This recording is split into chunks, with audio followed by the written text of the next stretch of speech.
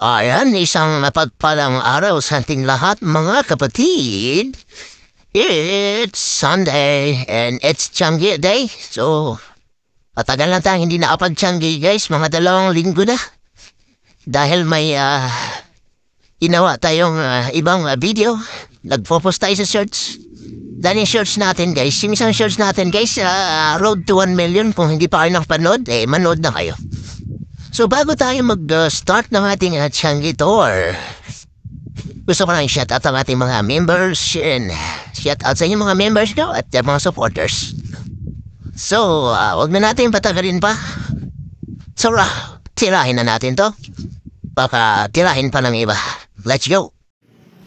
Ayan guys, welcome back again to my YouTube channel. Nandito na tayo sa Tiangge. Ayan, kikita nyo malapit na glass-eyed fish o borarats ang tawag sa amin. Ang kilo niyan guys ay 380. So dito sa may Diles, ang kilo niyan ay 150. Masarap yan na sarsyado guys or gildong minamos. Ito mga maliliit na galunggong ay 200. Itong pusit kalawang ay 260 ang kilo. Sasa-hasa ay 280 ang kilo guys. Ayan, fresh na fresh pa naman lahat yan. At itong anumahan ay 360. Malalaking anumahan yan guys. Pakasarap din sa bawan. At dito sa may tulingan nila ay 240. At yung inaano niya ni kuya guys, tinatadtad niya ay 360 ang kilo. Yan tinatawag na red snapper sa English. And masarap yan isigang. Ayan, the best yan isigang guys, yung red snapper. Isa yan sa mga matatabang isla guys sa dagat. Red snapper. Langisi ang tawag naman dyan sa amin sa Bisaya. Ang sa Tagalog guys ay nakalimutan ko itanong kung anong tawag nila dyan.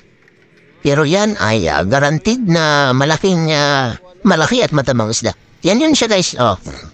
Yan yung red snapper na yan. Fresh man guys. At meron din silang siyempre mga tulingan at maliliit na barakuda. Ayan, ang katabi ng red snapper na yan. Malaking red snapper around 7 kilos. Weighing around 7 kilos. Ito, may red snapper na siya. Nagkapalaga ng 260. Ayan. Dito tayo sa alumahan na matataba. 360 ang kilo ni guys. Sulit na yung 360 mo dyan guys. Dahil matabang isla yung alumahan na yan. Madalas na huli niyan natin sa Lambat sa province. Laran nila silang bisugo. Ayan. Nakakalaga yung bisugo na yun guys ng 320 ang kilo.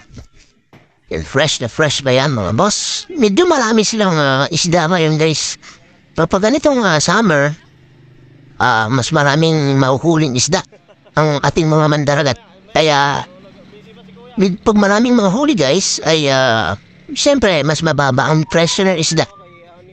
Ayan, ang pusit kalawang salat sa adobo at calamaris. Bibilhin natin dyan guys, itong maliliit na galunggong. Tinatawag sa amin yan na babhir.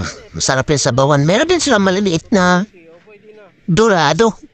240 daw ang kilo niyan. Ayan yung ano na yan, lungnos. Ay, emperor fish. And marami po salamat sa inyong panunood. Tapos na pala.